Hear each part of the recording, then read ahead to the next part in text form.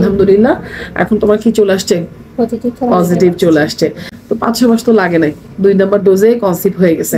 তুমি ফটিকছড়ি থেকে আসছো? আচ্ছা, তোমার স্বামী তো প্রবাসী। তোমার বিয়ে 2 বছর, তো 2 বছরের মধ্যে হাজবেন্ড এবার আসছিল। কতদিন ছিল এবারে? 4 মাস ছিল, আর একবার আসছিল তখন 2 মাস ছিল 6 মাসে। যেহেতু প্রবাসী, আমাদের একটা বিষয় প্রবাসীদের যেটা সমস্যা সেটা হচ্ছে আমাদের বিয়ের সময়টা পার হতে থাকে, 2 বছর হয়ে গেছে কিন্তু আসলে হাজবেন্ড স্ত্রীর সময়টা বেশি পাওয়া যায় না। তো আসার পরে তুমি আমার কাছে আসছো কোন মাসে? প্রথমে আসছো জুলাই মাসে না? জুলাই মাসে আসার পর আমরা তোমার কি সমস্যা খুঁজে পাইছিলাম বোন?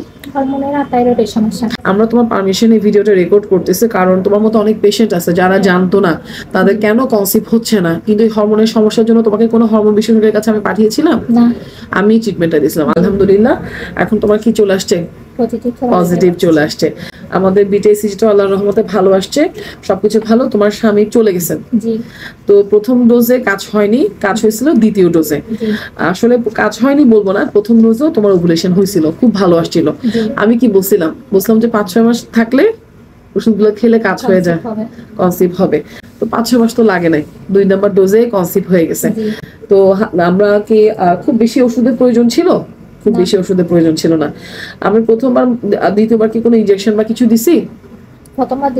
প্রথমবার দিছিলাম, দ্বিতীয়বার প্রয়োজন হয় না। কেন যেন দিলে? তোমার হাজবেন্ড চলে যাবে। আবার এটা বললাম সময় বেশি পার হয় না, চেষ্টা করলে আবার হবে। কিন্তু আলহামদুলিল্লাহ আল্লাহ আমাদেরকে হতাশ করে নাই, আমাদেরকে পজিটিভ এনে দিছে আলহামদুলিল্লাহ। তো আমার আসলে তোমার গল্পটা শেয়ার করার একটা উদ্দেশ্য হচ্ছে যারা প্রবাসী তারা যেন হতাশ না হয়, মনের সাহসটা রাখে, তাই না? শেষ মুহূর্তে এসে আমার কাছে আসছো, আল্লাহ তোমাকে একটা সফলতা এনে দিছে। তো তোমার জন্য অনেক দোয়া রইলো, আমার রোগীদের জন্য তুমি দোয়া করবা। তোমার গল্প শুনে অনেকে মনে সাহস পাবে, হতাশ হবে না।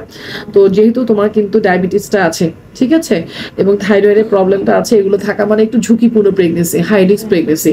তো আমরা তোমাকে নিয়ম কানুন ইনশাল্লাহ শিখাই দিব, তোমাকে কিভাবে ফলো আপে থাকতে হবে, চেক আপে থাকতে হবে, আল্লাহ ভরসা।